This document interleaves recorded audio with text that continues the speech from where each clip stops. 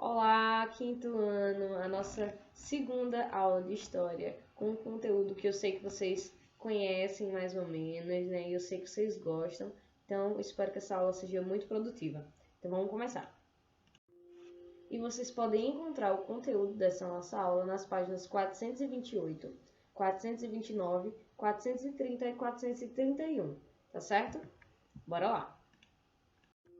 Esse tema não é muito estranho para vocês, né?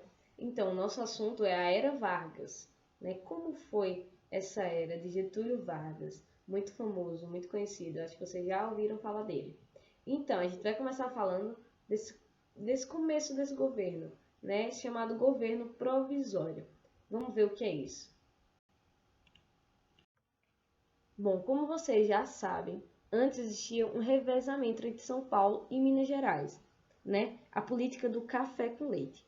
E de acordo com essa política do café com leite, nas eleições de 1930, o presidente Washington Luiz, ele deveria apoiar um candidato mineiro à presidência da República. Mas o que foi que aconteceu? Ele apoiou um candidato paulista chamado Júlio Prestes, né? E aí todos os mineiros ficaram bravos com essa situação, né? A gente não gostaram nem um pouco. E aí decidiram se aliar ao candidato da oposição, que foi Getúlio Vargas. Então, como previsto, Júlio Prestes ganhou as eleições.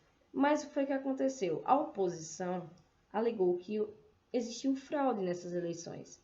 Assim, apoiaram bem mais um grupo de militares com apoio popular e tudo mais, deporam Washington Luiz e pediu que Júlio Prestes fosse o presidente, né?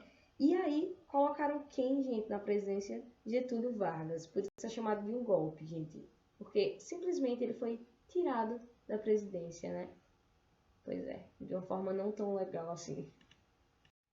E dá pra ver nessa foto aqui como ele foi convidado, entre aspas, a sair, né? Olha só o que esse jornal mostra.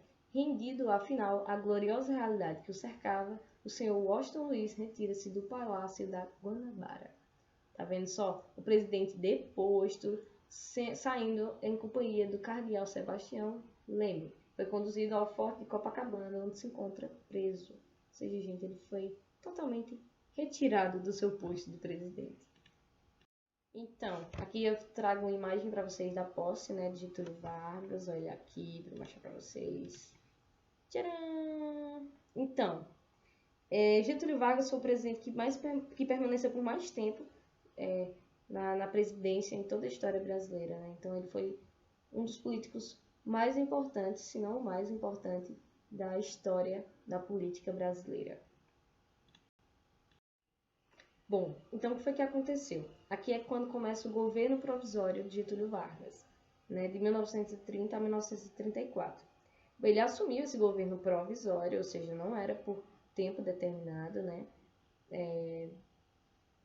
Ele teria que ser retirado do poder, já que ele foi colocado lá de forma indevida, entre aspas. Então, o que foi que aconteceu? O mandato de Getúlio Vargas deveria durar até que fosse convocada uma Assembleia Constituinte, decidindo como iam ser as próximas eleições, né? Então, mas o que foi que aconteceu? Ele tomou várias medidas, aproveitando-se do poder, centralizadoras. Ele suspendeu a Constituição de 1891, né?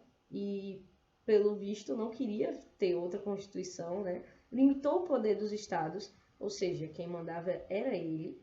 Depois, governadores escolheu pessoas de sua confiança para assumir os governos estaduais, ou seja, quem mandava, gente? Ele e ele. Bom, entre várias outras coisas que desagradavam boa parte da população brasileira, principalmente os políticos paulistas, gente. Eles não estavam felizes nem um pouco, eles já estavam estressadíssimos com tudo que tinha ocorrido, né? E aí eles não gostavam nem um pouco da ideia. Bom, e como Getúlio Vargas só pensava nele, né? Eles ficaram descontentes, eles queriam uma participação política maior e passaram a cobrar uma nova Constituição. Eles queriam que houvesse outra Constituição, né? Eles tinham os interesses deles. Então, como muita gente ficou muito brava com toda essa situação, em julho de 1932, em São Paulo, aconteceu um movimento chamado de Revolução Constitucionalista, gente. Eles tinham como objetivo, né, destruir o Getúlio Vargas, né, tirar ele do poder, literalmente, criar uma outra Constituição. Pois é, esse era o grande objetivo deles. Então, foi que aconteceu. Essa disputa entre os paulistas e o governo, né, liderado aí por Getúlio Vargas, durou 3 meses, por aí. E aí foi que aconteceu, gente. Resultou em muitas mortes. O país virou um caos por conta disso e foi bem triste toda essa revolução. Mas o que foi que aconteceu? Por fim, né? Então, os paulistas perderam. Perderam. Uma boa parte das mortes foram dos paulistas. Mas o que foi que aconteceu? Politicamente foi favorável, porque no ano seguinte o presidente Vargas ele convocou eleições para uma Assembleia Constituinte que elaborou a terceira Constituição do país. Essa daqui, ó, tão famosa, a Constituição de 1934. Outro fato muito importante é que a Assembleia tornou-se Congresso Nacional. Depois elegeu Vargas como presidente do Brasil para mais um mandato, né, de 4 anos. E foi assim que aconteceu. Então, gente, outra coisa muito importante também a ser falada é que na Constituição de 1930 as mulheres tiveram direito ao voto. Também passaram a ter direito a se candidatar. E foi muito importante para a história, né, do Brasil, muito mesmo. A gente até hoje vota, né, as mulheres até hoje votam. E isso aconteceu desde 1934, né, com essa Constituição. E o que foi que aconteceu? Olha essa foto é muito curiosa, gente, muito importante também na história do Brasil. Isso é a deputada federal Carlota Pereira de Queiroz. Ela foi a única mulher eleita entre os 252 homens. Olha só ela aqui. Dá pra ver, né, gente? Então, ela foi a única mulher, ó, só tem homem. E aqui é ela assinando, né, gente, depois de eleita. Legal. Gente, nas aulas a gente sempre conversava, né, muito sobre isso, sobre a importância da mulher em um cargo de autoridade, né, em um cargo maior, mais visível para a sociedade. Então, olha como isso foi importante. A partir dessa mulher, outras mulheres vieram a participar mais efetivamente da política, a dar suas opiniões, a enfrentar opiniões diversas. Então, isso foi muito importante. Depois dessa mulher vieram muitas outras, e como a gente conhece, a gente já teve, como a gente sabe, né, sobre a nossa história na Nova República, a gente teve uma mulher como presidenta do Brasil, que foi a Dilma Rousseff. Ou seja, olha como essa Constituição de 1934 foi importante para a história do nosso país. Com ela, né, as mulheres tiveram direito ao voto.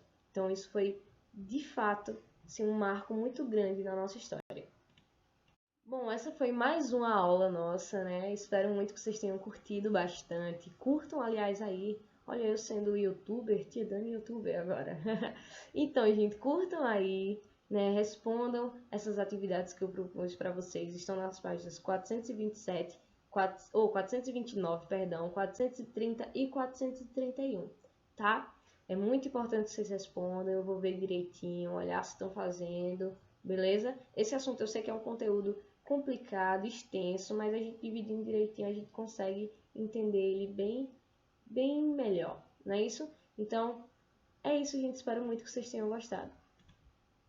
Reforçando, gente, fiquem em casa, se cuidem, é muito importante nesse momento. Eu espero muito que vocês estejam bem e se cuidando.